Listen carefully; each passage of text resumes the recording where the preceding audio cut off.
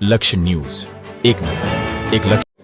પાટણ જિલ્લાના રાધનપુર તાલુકાના ગોતરકા ગામે ઉત્તર બુનિયાદી અને ઉચ્ચતર માધ્યમિક શાળા ખાતે ઉનાળાની અસહ્ય ગરમીમાં અબોલ પક્ષીઓ માટે જીવદયા અને પર્યાવરણ પ્રત્યેની જવાબદારી દર્શાવતો કુંડા તથા ચકલીઘર વિતરણ કાર્યક્રમ યોજાયો હતો.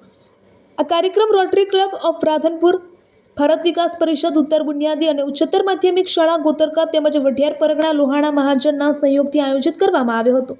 પર્યાવરણ પ્રેમી પ્રહલાદભાઈ તન્નાની પ્રેરણાથી યોજાયેલા આ કાર્યક્રમમાં ઉનાળાની તીવ્ર ગરમીમાં તરસતા અને નિવાસ વિનાના પક્ષીઓ માટે પાણી અને આશ્રયની વ્યવસ્થા કરવાનો સંદેશ આપવામાં આવ્યો હતો. આ કાર્યક્રમમાં રોટરી ક્લબ ઓફ રાધનપુરના secretary Kantibhai Nai, joint secretary તેમજ ભારત વિકાસ પરિષદના કારોબારી સભ્ય જયરાજસિંહ નડોદા, કારોબારી સભ્ય મહેશ રાઠોડ, શાળાના પ્રિન્સિપાલ મુકેશભાઈ પટેલ સહિત પ્રશાંતભાઈ ત્રિવેદી, રણછોડભાઈ રબારી, હેતલબેન, મીનાક્ષીબેન, મીનાબેન, નબુબેન સહિત મોટી સંખ્યામાં વિદ્યાર્થીઓ ઉપસ્થિત રહ્યા હતા.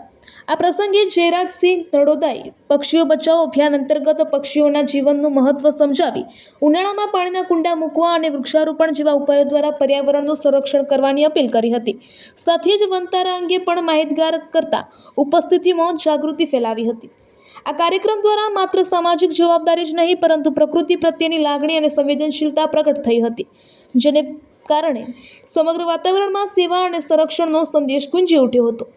રિપોર્ટર પંકજ સાધુ, પાટણ.